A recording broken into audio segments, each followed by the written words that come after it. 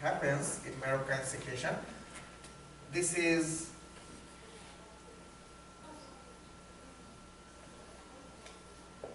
are the cells inside the gland. Okay. What happens in case of Marroquine secretion, inside the cells of the gland, you have vesicles, round membranous sacs.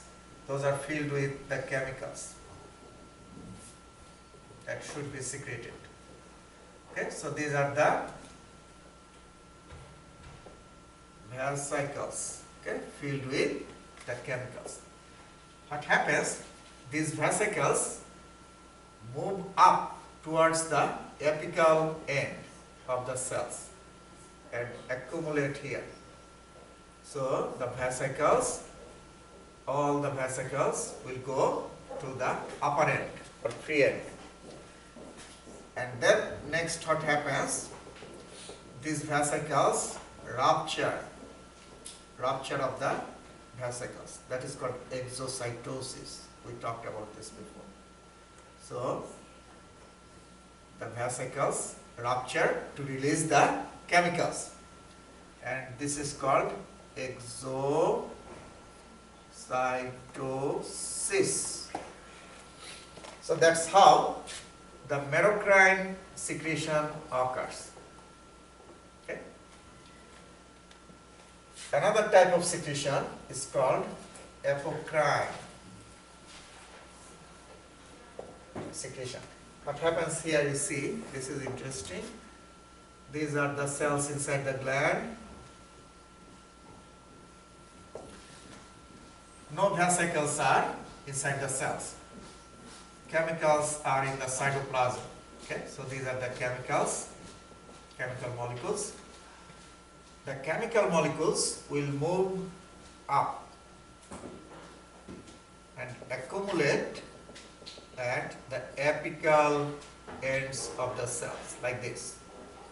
So first, the chemical molecules will move up and will accumulate at the apical ends or upper ends of the cells, like this. Now you see what happens next. The entire top portions of these cells will be shed, will be detached from the bottom part, like this. So the whole upper portion of those cells will be detached and will release the chemicals, like this. Okay. So now next what will happen after the secretion? You see, from the bottom part, the top part, the cells will grow again from the bottom part and will get filled with the chemicals again. Make sense? And again the top portion will be shed. Make sense? So that's how the apocrine secretion occurs, by shedding of the upper portion of the cells. And then holocrine.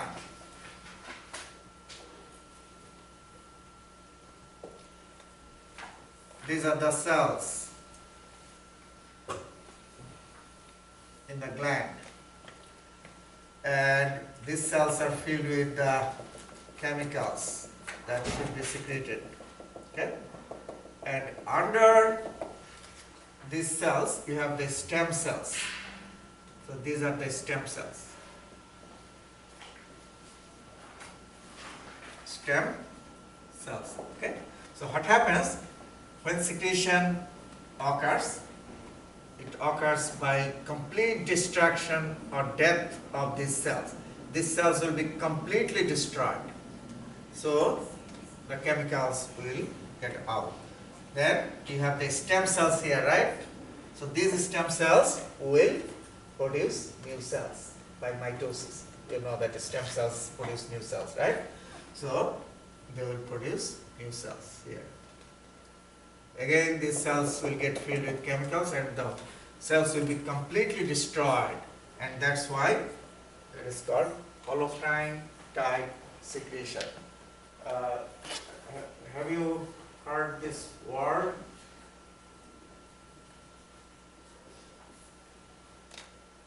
holocaust. Killing, right? Massive killing, mass killing.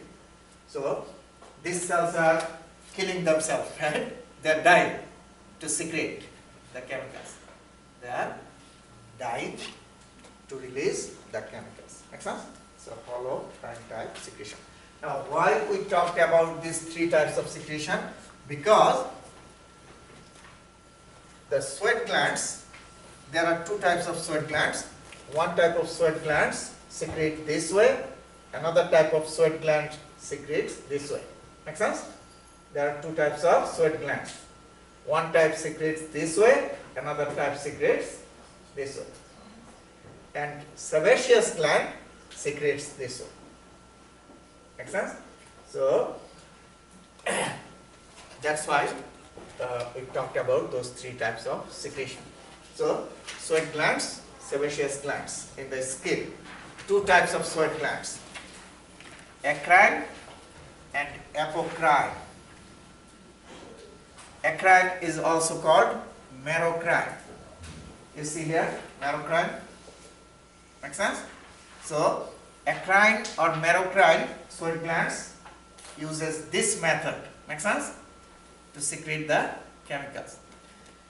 Apocrine uses this apocrine method to secrete the chemicals. Make sense? And sebaceous uses holocrine. So sebaceous glands secrete by holocrine secretion this way, by killing the cells. Okay, so two types of sweat glands and sebaceous glands. Now, acrine sweat glands secrete the sweat that is mostly water. 99% of the sweat is water in acrine secretion. Now you tell me, since this type of sweat glands secrete water, right? Mostly water, 99% water. So this is responsible for lowering the body temperature. Make sense? Because water is leaving the body. Okay. So thermoregulation, regulation of temperature of the body. 99% water. Sodium chloride is what? Salt. You know that? This is salt. The salt you eat. Okay. So salt is also present. That's why the sweat is salty. Vitamin C, antibodies and metabolic wastes. You remember I said urea, ammonia, metabolic waste. Apocrine sweat glands secrete oily secretion, not water. Oily, oil type secretion, and present in confined areas. Those areas get less airflow. Okay, next one. Axillary area, armpit, and anogenital area, where your genital organs and anus around that area. Okay. Then sebaceous glands secretion is oily secretion, and sebaceous glands actually grow from the hair follicles. Let's see here. You see, this is acrine sweat gland. That water is sweat secretes from here. These are sebaceous glands. You see, this is hair follicle, hair root. So they are attached to the hair follicle. Why? Because they grow from the hair follicle. Most of them.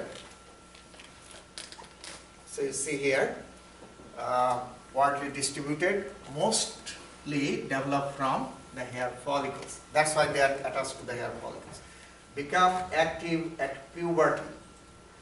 Okay, and the secretion is called not sweat, called sebum.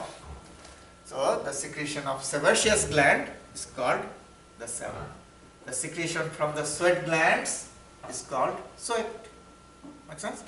So two types of secretion from the glands of the skin. Holocrine type of secretion. And the chemical sebum has bactericidal action. That means can kill the bacteria. Bactericidal action. Another function is it keeps the hair soft, oily. Make sense? Because the secretion is oily secretion. Okay. As well as the skin, keep the skin oily and soft. Okay, smooth.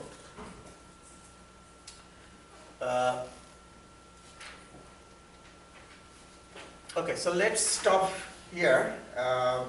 We'll talk about hair, nail in next class. Okay, if you want to.